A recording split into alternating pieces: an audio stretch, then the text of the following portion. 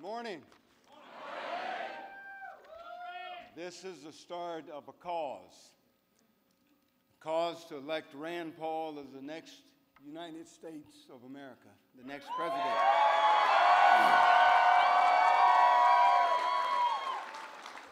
And I'm going to tell you at the outset that it's not going to be easy. If it was easy, everybody would be doing it. For Rand and Kelly and their family, they've decided that they are prepared to put their lives on the line, stake their fortunes to say that we can do better. And my only request for you today is that you will not only support them, but that you would pray for them by name every single day.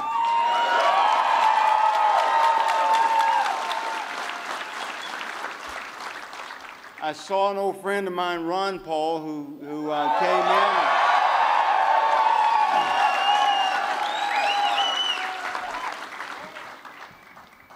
And Ron walked through the alleyway back there, and he heard Ron Paul run, and he said, "I'm not doing this again."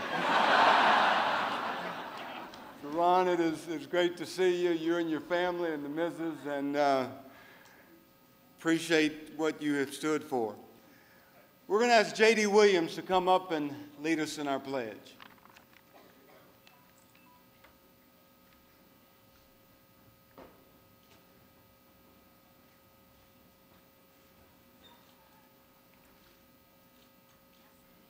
Pledge allegiance to the flag of the United States of America and to the republic for which it stands, one nation, under God, indivisible, with liberty and justice for all.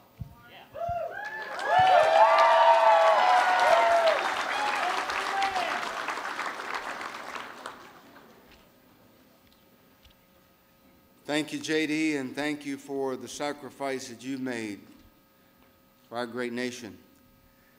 Now I want to introduce a young man that I've gotten an opportunity to visit with over the last hour and a half and have some fellowship with him. And I'm tickled in a short period of time to call him my new friend. Pastor Jerry Stevenson will now give us our invocation.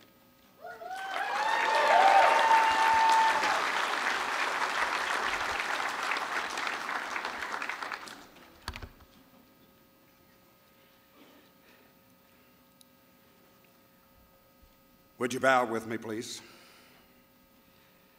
God of our weary years, God of our silent tears, thou who hast brought us thus far on the way, thou who hast by thy might has led us into the light.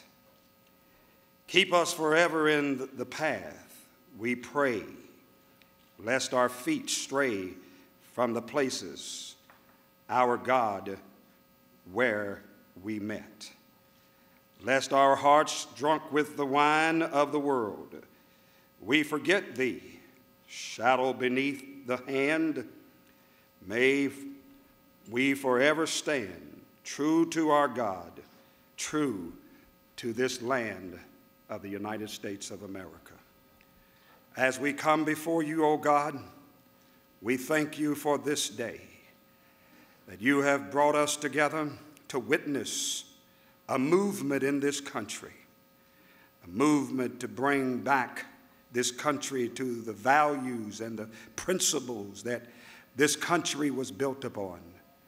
And we thank you for Senator Rand Paul, for him coming and stepping out with courage and commitment.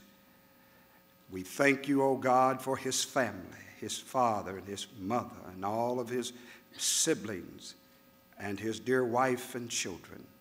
May you put your shadow of your love and your hand over them, O God. And now I ask for everyone to join with me in the Lord's Prayer. Our Father, which art in heaven, hallowed be thy name. Thy kingdom come, thy will be done on earth as it is in heaven. Give us this day our daily bread, and forgive us our trespasses, as we forgive those who trespass against us. Lead us not into temptation, but deliver us from evil.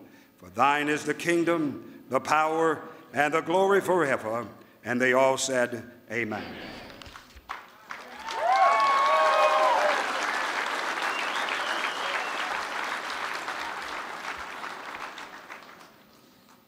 You all in for a real treat as I ask Marlena Van Noos to come and sing our national anthem.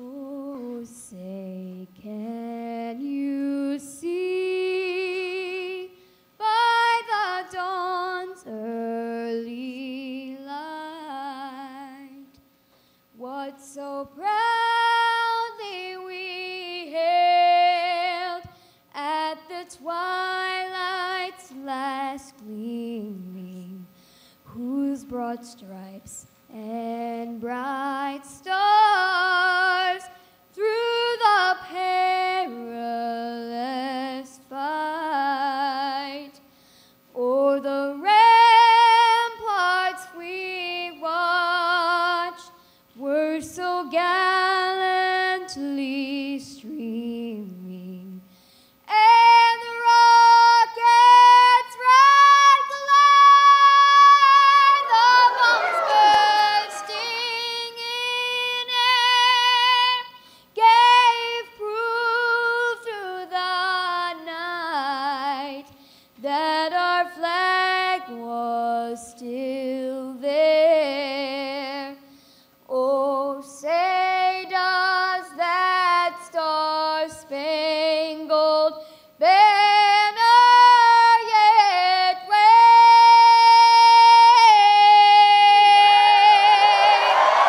o'er the land of the free and the home of the brave?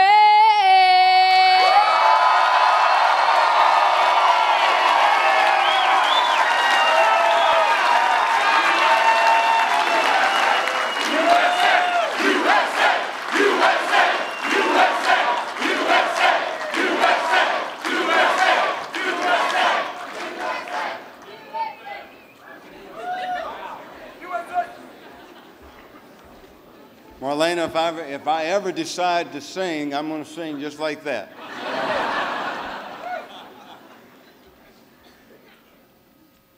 Next, I want to introduce Dr. Ralph Alvarado for a Guatemala video.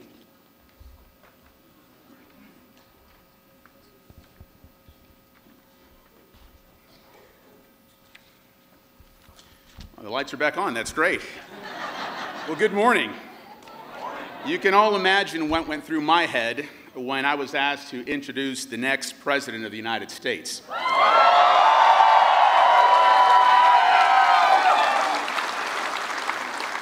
Excitement, hope, honor, pride are just some of the words that might help describe this feeling. But the biggest word that came to my mind was how.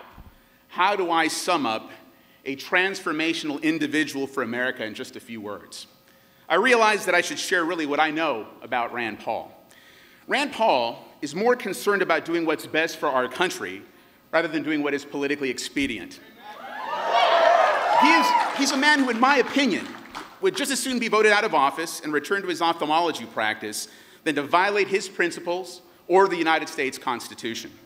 It is time for us to elect a man of principle. It is time for us to inject leadership into our White House. Kentucky has witnessed leadership for the past 5 years in the United States Senate, and with Rand Paul in the White House, all Americans will know what real leadership is all about. Ladies and gentlemen, it's also time for someone with knowledge and experience to lead us. It is time for Dr. Rand Paul to lead us. While attending Duke Medical School, Rand was trained, as many physicians are, to look at problems objectively and to solve them with rapid, effective analysis. A physician knows how to build a coalition of knowledgeable people to achieve a necessary goal. A physician is also inherently compassionate. I know Dr. Rand Paul as a friend and as a doctor. And as a longtime member of Lions Club International, Dr. Paul founded the Southern Kentucky Lions Eye Clinic in 1995, a nonprofit organization that's offering free eye care to patients that are in need. He's performed free surgeries for patients here in Kentucky and for children in developing countries all over the world. Last year, he traveled to Guatemala with the Morin Eye Center to perform 200 surgical cases. And there are plans also underway for a medical philanthropic trip to Haiti later this year. It's time for a compassionate leader in the White House.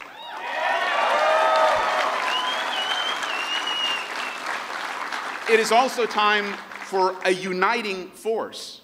Over the past 8 years, America has seen way too much division. We need a leader who's going to embrace diversity and can bring everyone together. We need someone who can broaden the tent of opportunity in America and show in actions, not just words, that we are all equal under the Constitution and our God. Young, old, black, white, Hispanic, Asian, rich, poor, all are welcome, all are equal, and all can prosper. And we need someone who can unite this country into one nation, under God, indivisible, with liberty and justice for all.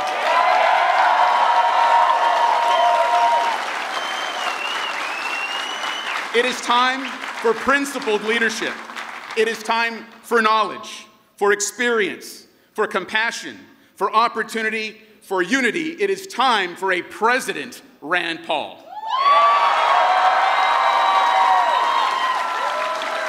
Now, please take a look at physician Dr. Rand Paul on his recent trip to Guatemala. In a makeshift operating room in remote Guatemala, a side of Senator Rand Paul most people have never seen. The eye surgeon on a mission to help the blind and near blind see in a country where more than half the population lives in poverty. This is an amazing enterprise. We have a surgery center, we got a dental clinic, and we've got a place doing glasses. Scores of people line up every day for a week, hoping American doctors can give them their sight and their lives back. Back inside the hospital, less than 24 hours after surgery, bandages are removed and the reactions are heartwarming, even tear-inducing. Oh, she was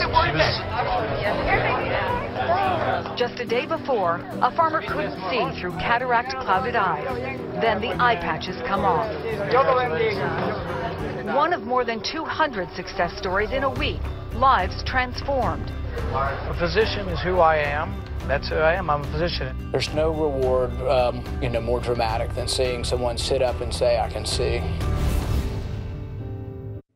Ladies and gentlemen, please welcome Lauren Bosler.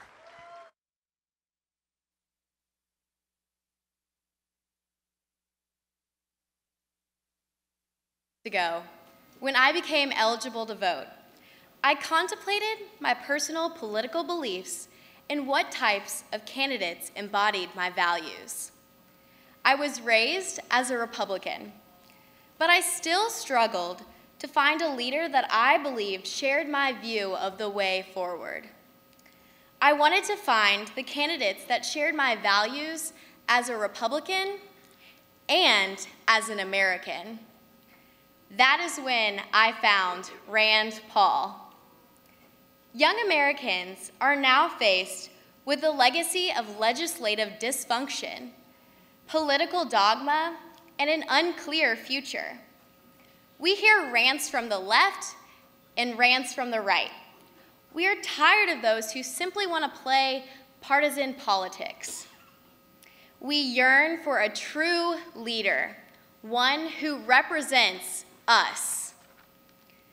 My generation is not comprised of the traditional electorate, and Rand Paul is not the traditional politician.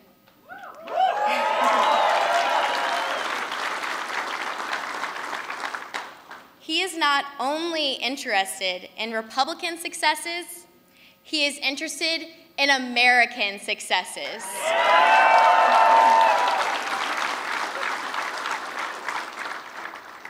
In an era of big government, Rand Paul wants to restore our decision-making powers, not take them from us. He wants us to participate in the political process, not be a victim of it. Today, young people communicate in new ways. We use social media. We use platforms like Twitter, Facebook, Instagram, and Snapchat. Rand Paul is not interested in limiting how we use these technologies, nor does he want to trample our civil liberties by monitoring these communication tools.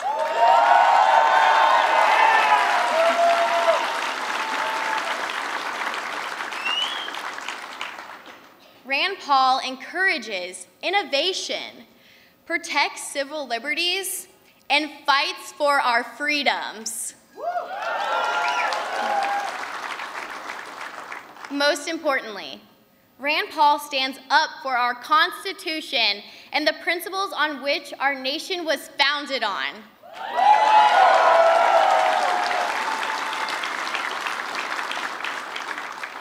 For these reasons and many more, I am proud to stand with Rand.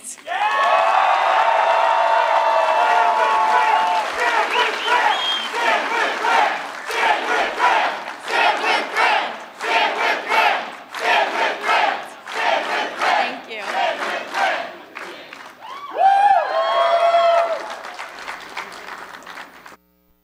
The Constitution isn't about one individual. The Constitution isn't about restraining you.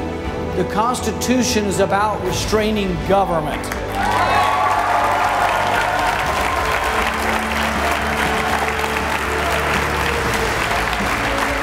Ask the Facebook generation whether we should put a kid in jail for the nonviolent crime of drug use, and you'll hear a resounding no.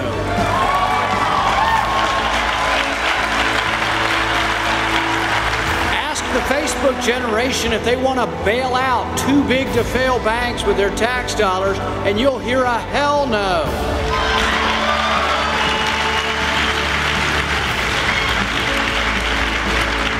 As our voices rise in protest, the NSA monitors your every phone call.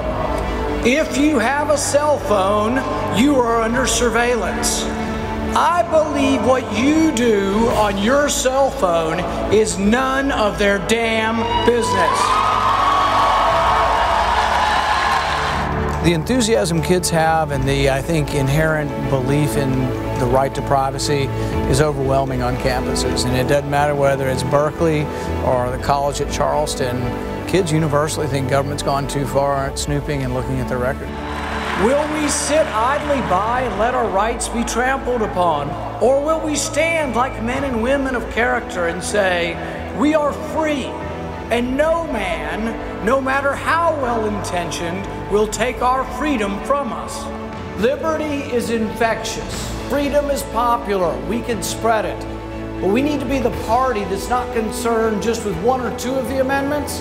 We need to be the party of the entire Bill of Rights. Mr. President, we won't let you. We will not let you run roughshod over our rights. When the President refused to rule out droning of an American citizen, I took a stand. I filibustered.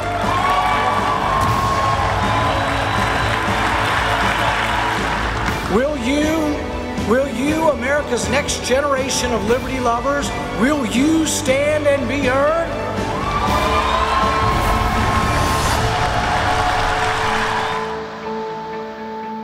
Ladies and gentlemen, please welcome Pastor Jerry Stevenson.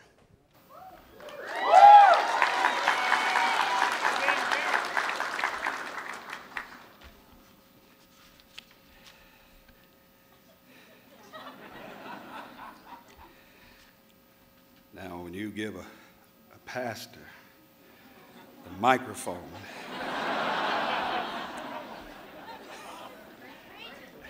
and then tell him you got 2 minutes, something wrong with him. Well, I'm Pastor Jerry Stevenson. I serve as the preaching minister and one of the shepherds of the Midwest Church of Christ here in the city of Louisville. We minister an inner city ministry. We're a small congregation of 400 people with a worldwide mission, and that is to engage our community right in our own backyard. Several years ago, I was blessed to do the invocation for then a doctor, a young doctor from Bowling Green, who was out here talking about it's time to work with children and people in the inner city. And I said, this man's out of his mind.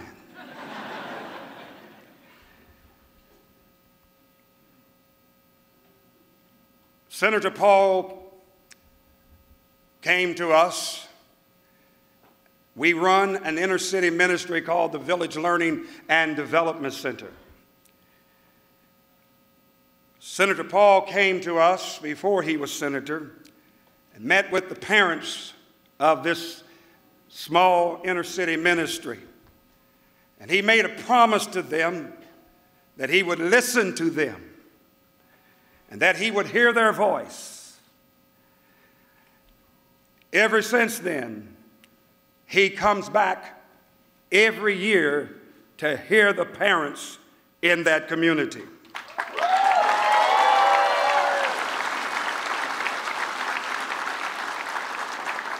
Most politicians, when they get to Washington, they forget about the people that they represent. I come to tell you, Senator Rand Paul does not forget those little mothers and fathers and those little children in that neighborhood. He does not forget them.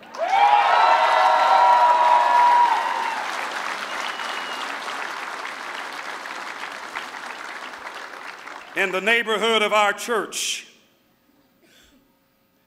81% of the fourth grade children are reading below standard. It is the commitment that Senator Rand Paul has come to visit our center. He helped us form our first annual free education freedom breakfast last year in 2014. And let me tell you something. Ever since then, there has been volunteers, resources coming so we can keep our commitment to the families of West Louisville.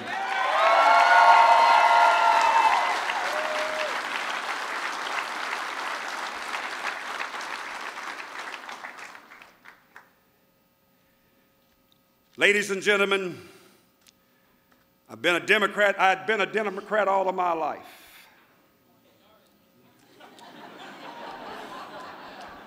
But in 2012, I decided I could no longer follow the leadership in the Democratic Party.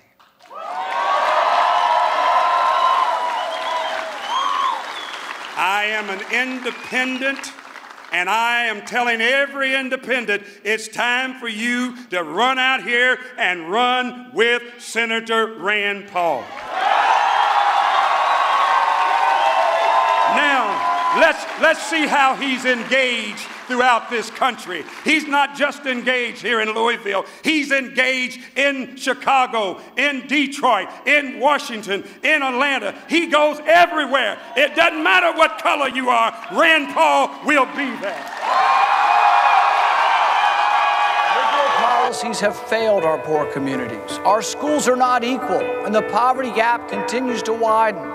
It's time for a new way. A way predicated on opportunity and freedom.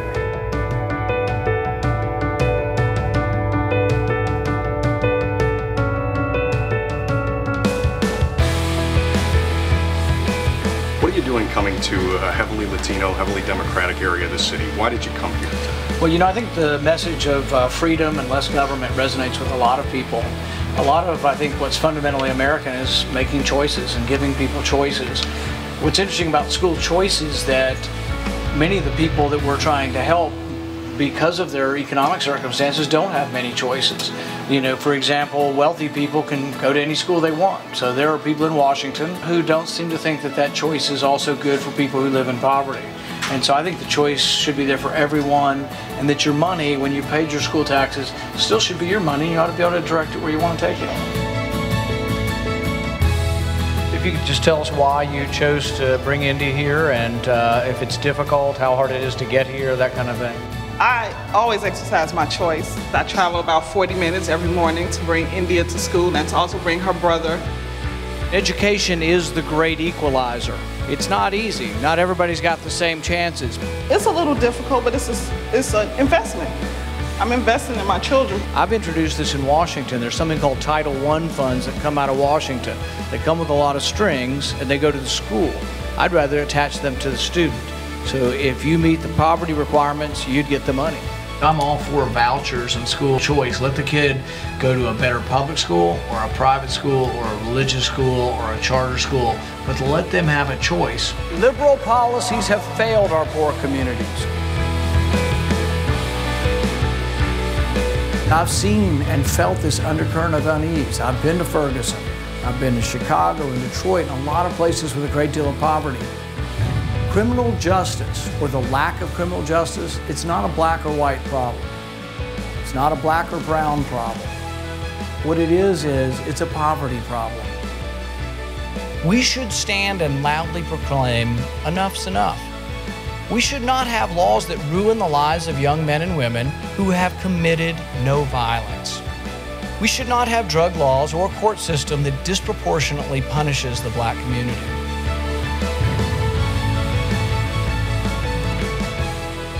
I hope that African Americans will again look to the party of emancipation, civil liberty, and individual freedom. Thank you very much.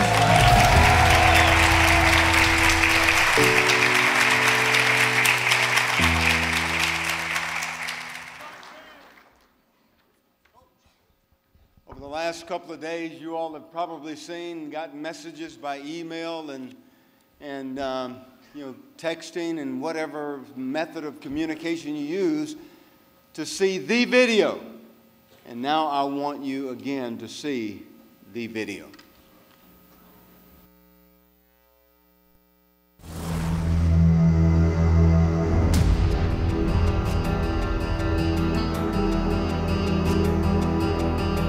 There's probably few candidates for 2016 that are more interesting than Rand Paul. Rand Paul has been the most consistently principled person talking about issues. The senator for Kentucky might just be the candidate who ends up winning this thing. He's got the organization on the ground right now. He's in all 50 states. He's got young folks gravitating towards him. He's got African Americans taking a pause and looking at him. To fix Washington, we can't have business as usual. Congress should read every bill. Congress should also live under the laws they pass. If they won't listen, we should limit all their terms and send the career politicians packing.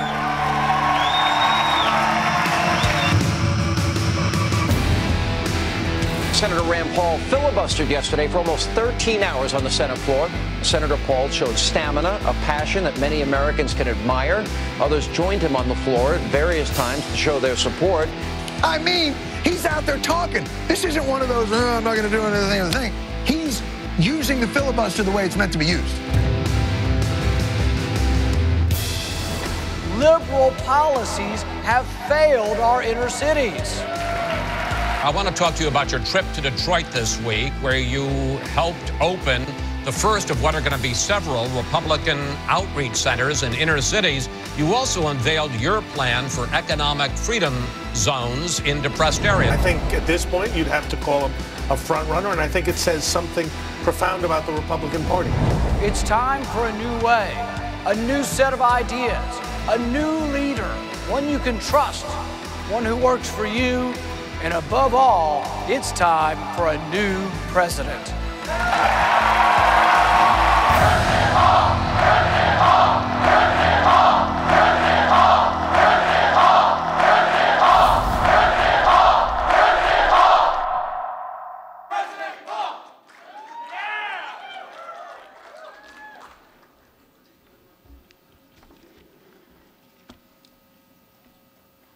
When a man finds a virtuous and capable wife, he has found something more valuable than precious jewels.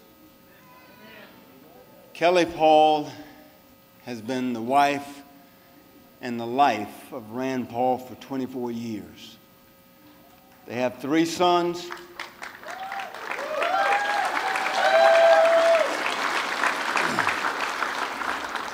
They have 3 sons, and you're going to like this young lady as the First Lady.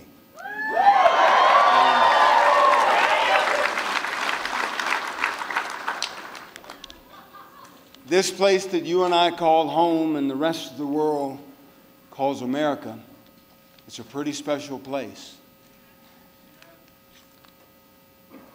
I present to you, by way of video, Kelly Paul.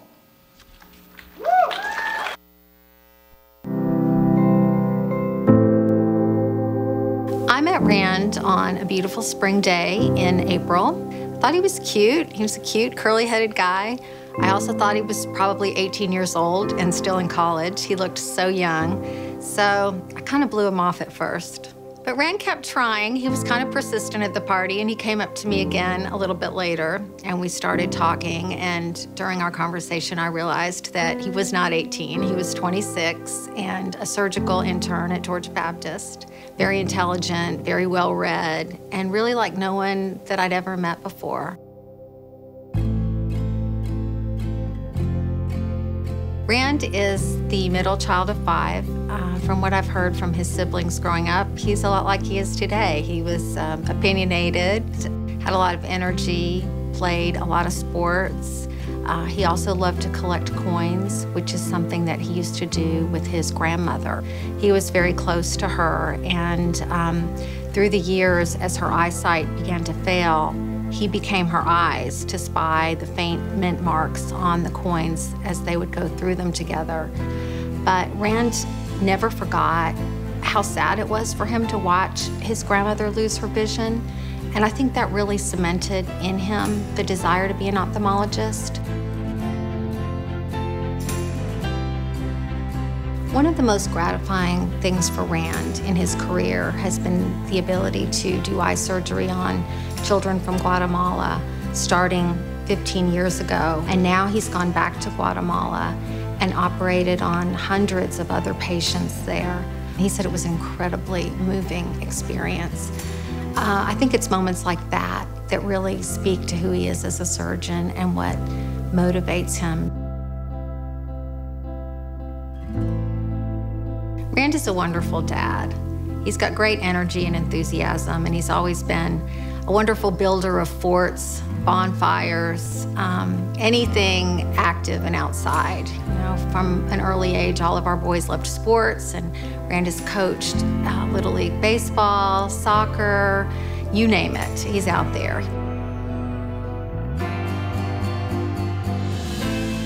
Being a physician gives Rand a unique perspective in Washington, simply because he's trained to diagnose a problem and find a solution.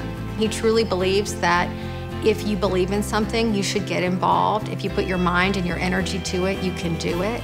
And I think that's a great example for our kids. And it's also something that makes him an amazing person to be married to. Rand has the energy, the ideas, the honesty to really help restore the prosperity and hope in our country. Ladies and gentlemen, please welcome Kelly Paul.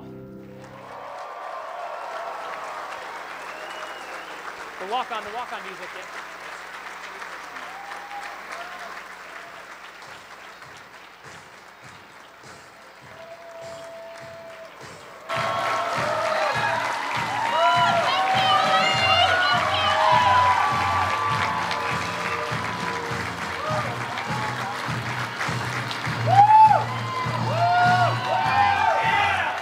Thank you so much.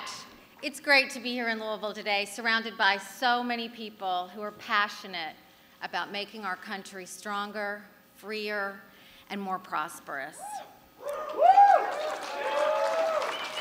Together, we share a vision for America, a vision of a country unshackled by crushing debt, recommitted to our founding principles, and fueled by freedom and prosperity to create endless opportunities for Americans from every single walk of life.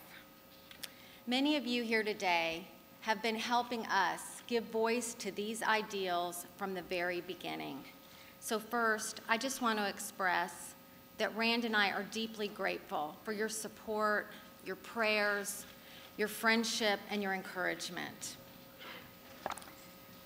It's hard to believe that it's been 6 years since April of 2009, when Coach Rand Paul left our youngest son's Little League game to go give what he said was going to be a short message to a small group of people in downtown Bowling Green.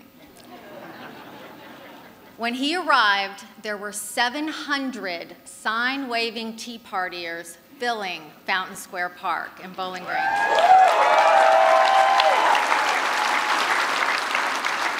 Rand told me that there was such energy and electricity in the air that night that he sensed a real change in the mood of the country and a desire for real reform. Like the majority of Americans, Rand was frustrated with Washington, and he soon started talking to me about making a run for the U.S. Senate.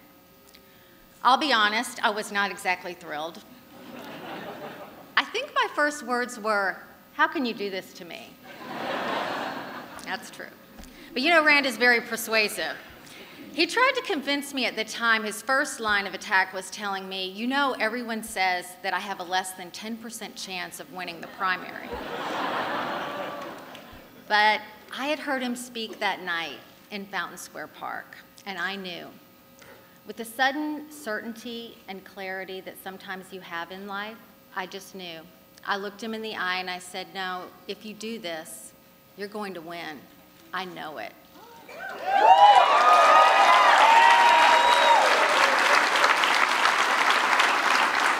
Rand's incredible work ethic is evidenced by the fact that he has sponsored or co-sponsored hundreds of bills in his 4 years in the Senate. I think there is no doubt that he is making a difference.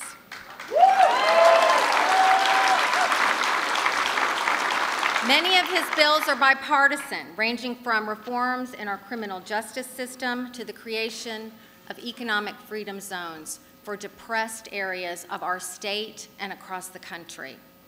Rand is truly a different kind of legislator, which has earned him descriptions like the one-man think tank from Politico. His 13-hour stand for the Bill of Rights lit a spark across this country, uniting people of all ages and across the entire political spectrum. Over the course of the filibuster, the outpouring of support through social media was truly extraordinary.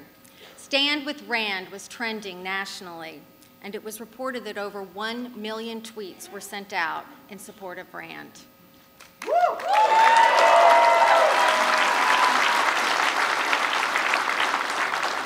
I told our kids, this is what happens when one person is bold enough to take a stand. I remember how exciting it was for our family as we watched it all unfold on TV that night. Our kids had their phones out, reading tweets from people all over the country and even around the world. Reactions that were so spontaneous and powerful that it was something that we will truly never forget. I was incredibly proud of Rand that night, but I always have been. This year we will celebrate 25 years of marriage.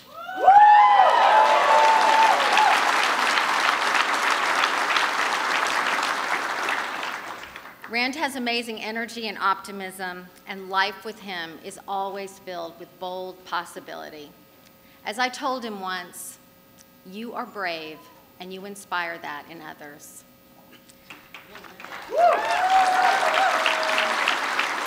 So please join me in welcoming my husband and your awesome U.S. Senator, Rand Paul.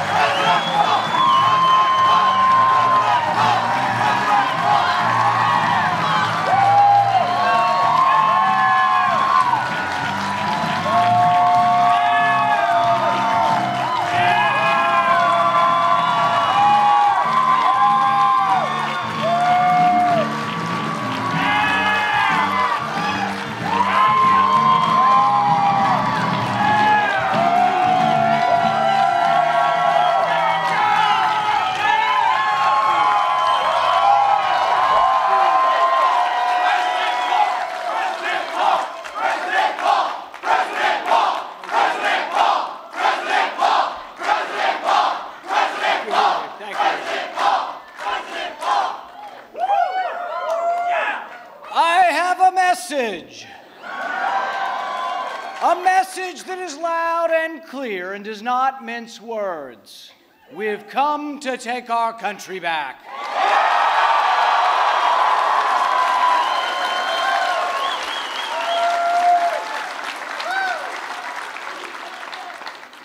We've come to take our country back from the special interests that use Washington as their personal piggy bank. The special interests that are more concerned with their personal welfare than the general welfare. The Washington machine that gobbles up our freedoms and invades every nook and cranny of our lives must be stopped.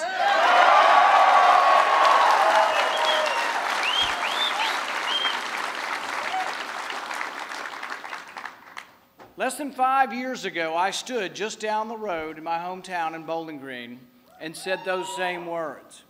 I wasn't supposed to win. No one thought I would. Some people ask me, then why are you running? The answer is the same now as it was then. I have a vision for America. I want to be part of a return to prosperity. A true economic boom that lifts all Americans. A return to a government restrained by the Constitution.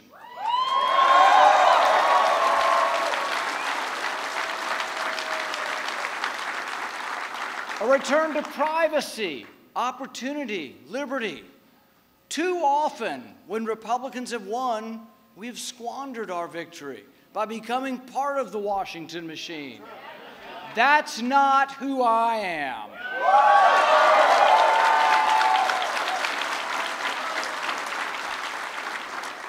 That's not why I ran for office the first time just a few years ago. The truth is I love my life as a small town doctor. Every day I woke up, I felt lucky to be able to do the things I loved. More importantly, I was blessed to be able to do things that made a difference in people's lives. I never could have done any of this, though, without the help of my parents who are here today. I'd like you to join me and thank my mother and dad.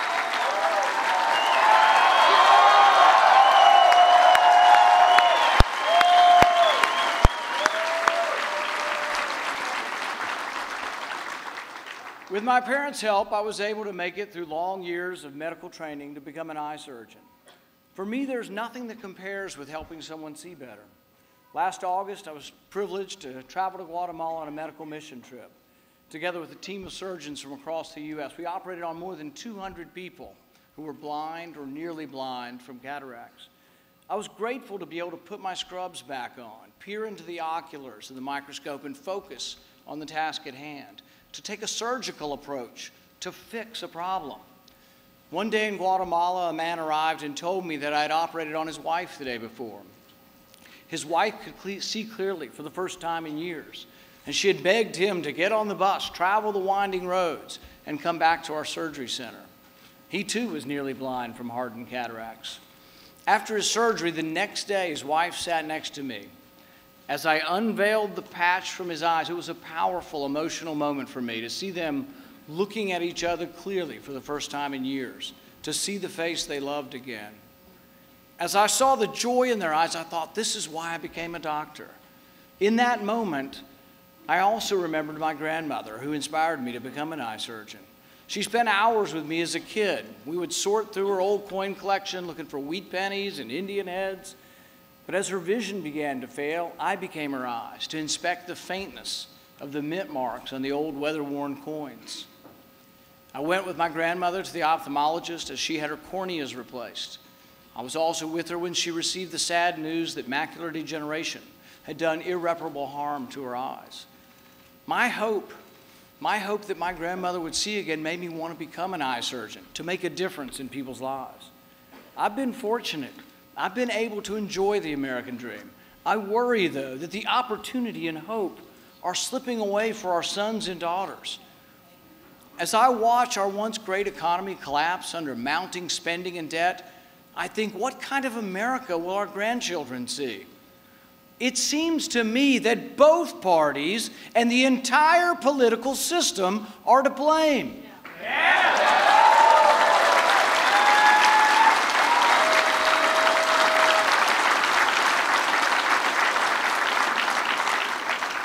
Big government and debt doubled under a Republican administration. And it's now tripling under Barack Obama's watch. President Obama is on course to add more debt than all of the previous presidents combined. We borrow $1 million a minute. This vast accumulation of debt threatens not just our economy, but our security. We can wake up now and do the right thing. Quit spending money we don't have.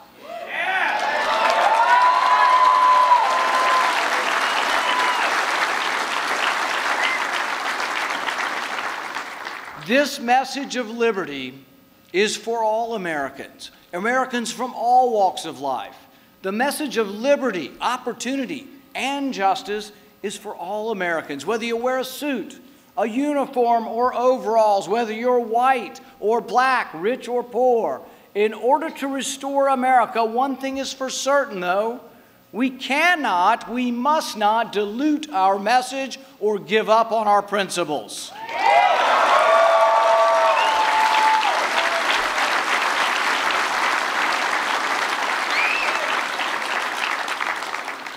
If we nominate a candidate who is simply Democrat light, what's the point?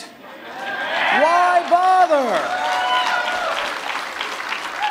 We need to boldly proclaim our vision for America. We need to go boldly forth under the banner of liberty that clutches the Constitution in one hand and the Bill of Rights in the other.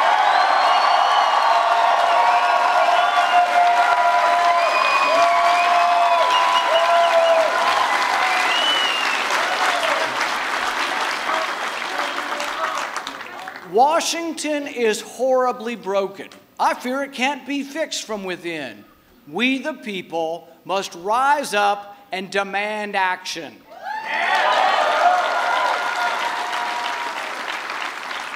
Congress will never balance the budget unless you force them to do so.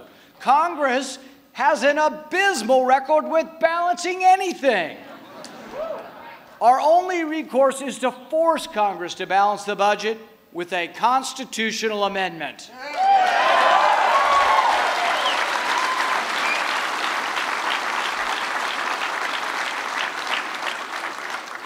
I have been to Washington, and let me tell you, there is no monopoly on knowledge there. I ran for office because we have too many career politicians. I believe it now more than ever. We limit the president to 2 terms. It's about time we limit the terms of Congress.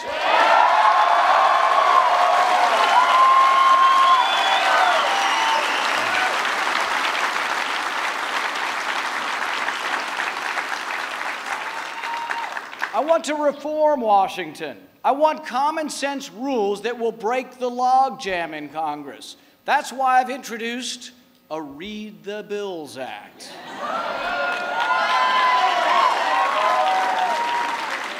The bills are 1,000 pages long and no one reads them. They are often plopped on our desk with only a few hours before a vote. So I've proposed something truly extraordinary. Let's read the bills, every page.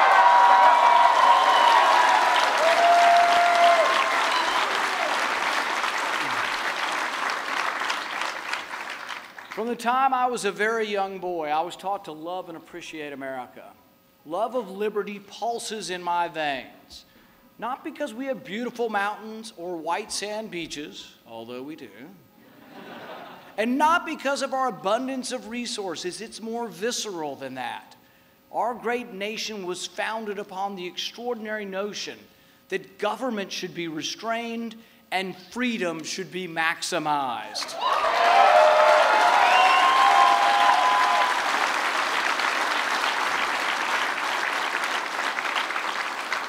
America, to me, is that beacon.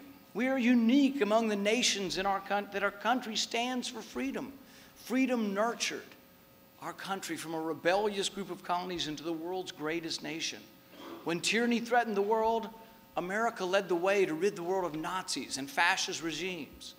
Resolutely we stood decade after decade against communism, the engine of capitalism finally winning out against the sputtering, incompetent engine of socialism.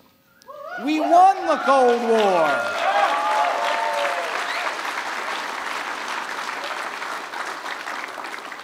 America and freedom are so intertwined that people literally are dying to come here.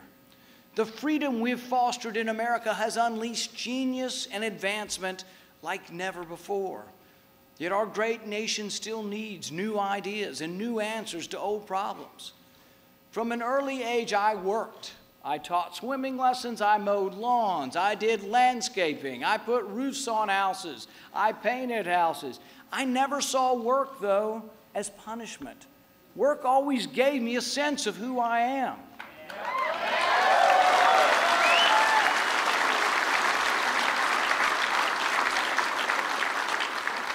Self-esteem can't be given, it must be earned.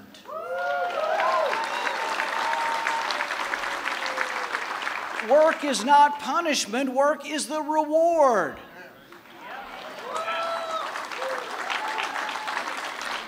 Two of my sons work minimum wage jobs while they go to college. I'm proud of them as I see them realize the value of hard work. I can see their self-esteem grow as they cash their paychecks. I have a vision for America where everyone who wants to work will have a job.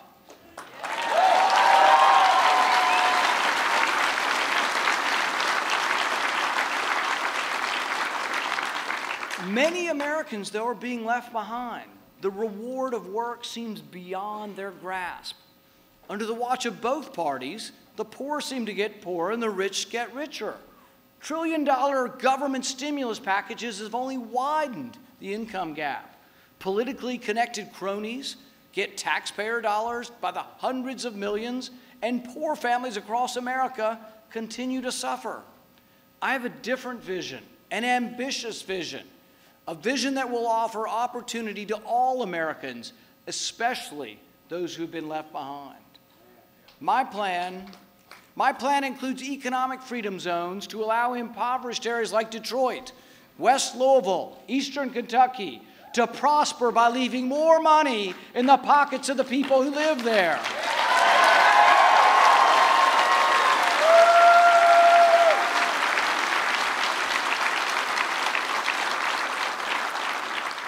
Can you imagine what $1 billion stimulus could do for Detroit or for Appalachia?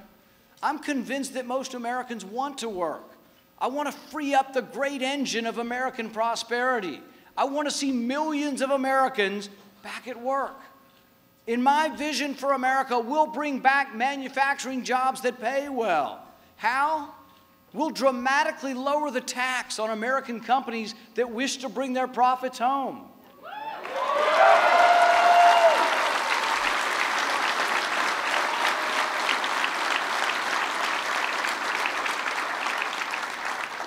More than $2 trillion in American profit currently sits overseas. In my vision for America, new highways and bridges will be built across the country, not by raising your taxes, but by lowering the tax to bring this American profit home.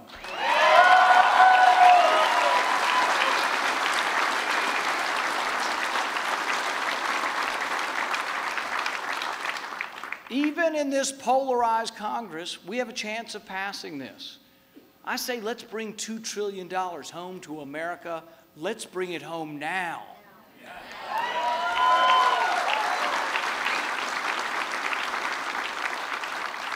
Liberal policies have failed our inner cities. Let's just get the facts straight. They have failed our inner cities. Our schools are not equal, and the poverty gap continues to widen. Martin Luther King spoke of two Americas. He described them as two starkly different American experiences that exist side by side. In one America, people experience the opportunity of life, liberty, and the pursuit of happiness. In the other America, people experience a daily ugliness that dashes hope and leaves only the fatigue of despair. Although I was born into the America that experiences and believes in opportunity, my trips to Detroit, to Appalachia, to Chicago have revealed what I call an undercurrent of unease. It's time for a new way, a way predicated on justice, opportunity, and freedom.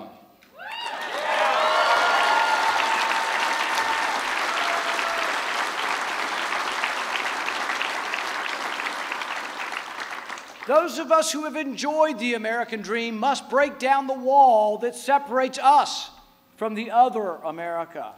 I want all our children to have the same opportunities that I had. We need to stop limiting kids in poor neighborhoods to failing public schools and offer them school choice.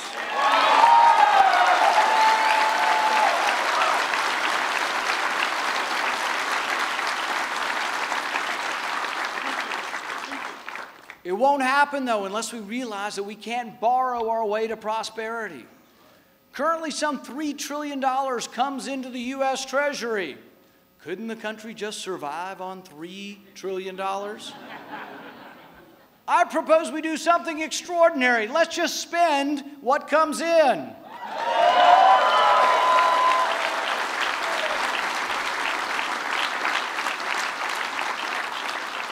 In my vision for America, freedom and prosperity at home can only be achieved if we defend against enemies who are dead set on attacking us.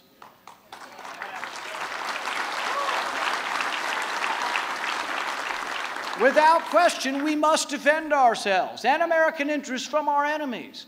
But until we name the enemy, we can't win the war.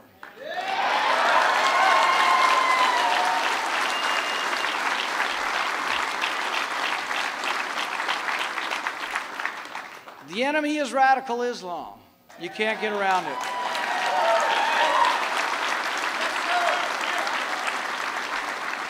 And not only will I name the enemy, I will do whatever it takes to defend America from these haters of mankind.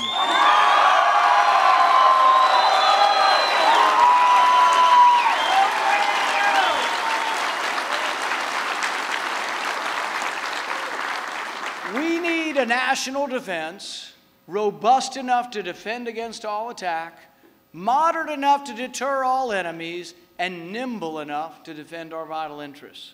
But we also need a foreign policy that protects American interests and encourages stability, not chaos.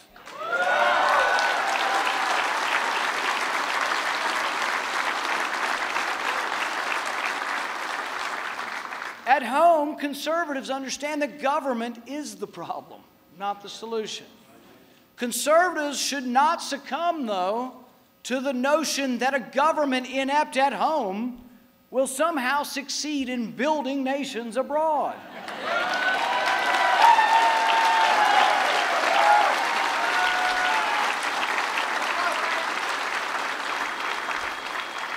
I envision an America with a national defense unparalleled, undefeatable, and unencumbered by overseas nation building.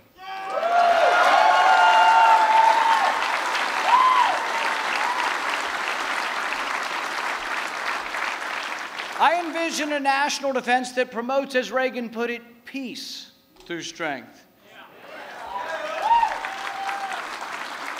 I believe in applying Reagan's approach to foreign policy to the Iran issue.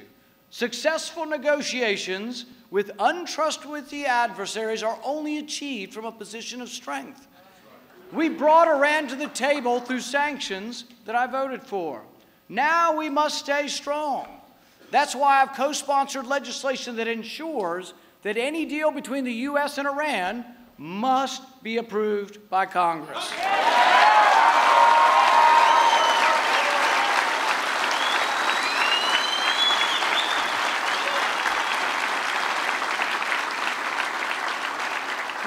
Not only is that good policy, it's the law.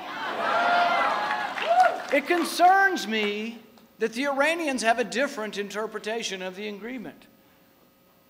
They're putting out statements that say completely opposite of what we're saying. It concerns me that we may attempt, or the president may attempt, to unilaterally and prematurely halt sanctions.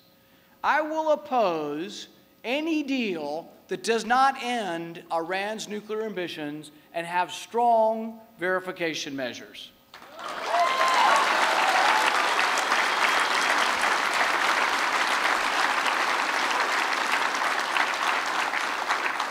And I will insist that the final version be brought before Congress. The difference between President Obama and myself, he seems to think you can negotiate from a position of weakness. Yet everyone needs to realize that negotiations are not inherently bad, that trust but verify is required in any negotiation, but that our goal always should be and always is peace, not war.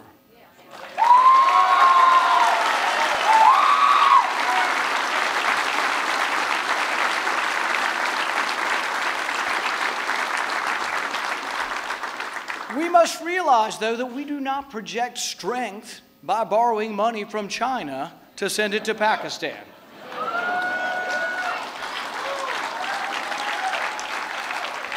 Let's quit building bridges in foreign countries and use that money to build some bridges here at home.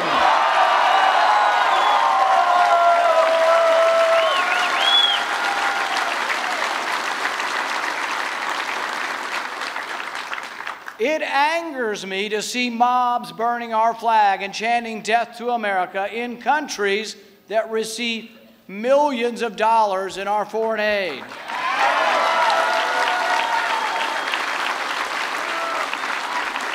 I say it must end. I say not one penny more to these haters of America.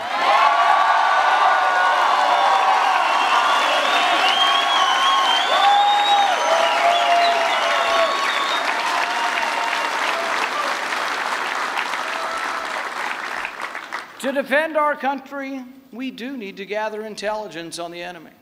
But when the intelligence director is not punished for lying under oath, how are we to trust our government agencies?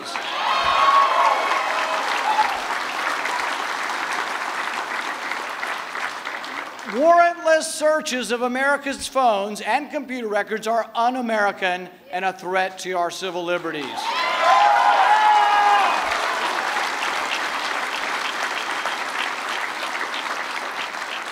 I say that your phone records are yours. I say the phone records of law-abiding citizens are none of their damn business.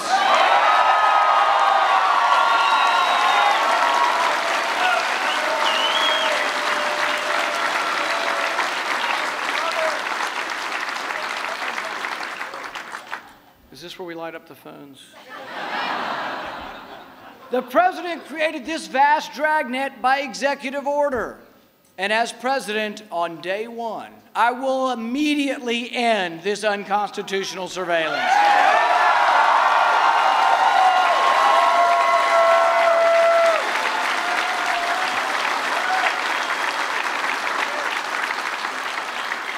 I believe we can have liberty and security, and I will not compromise your liberty for a false sense of security. Not now, not ever.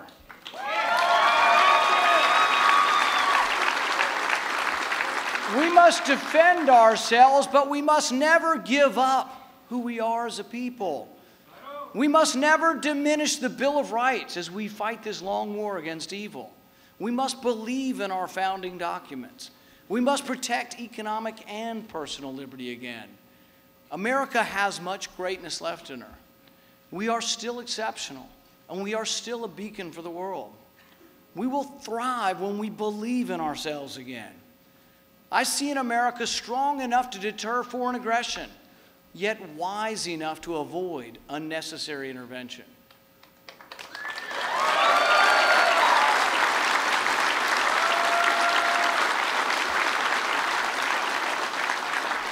I see an America where criminal justice is applied equally, and any law that disproportionately incarcerates people of color is repealed.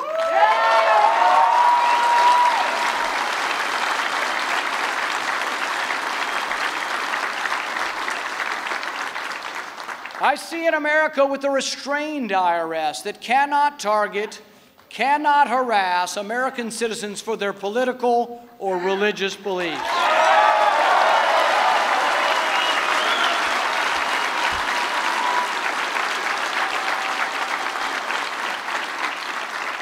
I see our big cities once again shining and beckoning with creativity and ingenuity, with American companies offering American jobs. With your help, this message will ring from coast to coast. A message of liberty, justice, and personal responsibility. Today begins the journey to take America back.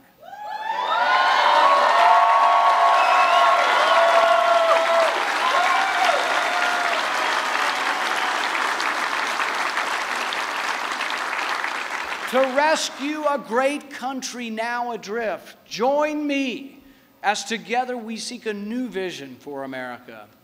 Today, I announce with God's help, with the help of liberty lovers everywhere, that I am putting myself forward as a candidate for President of the United States of America.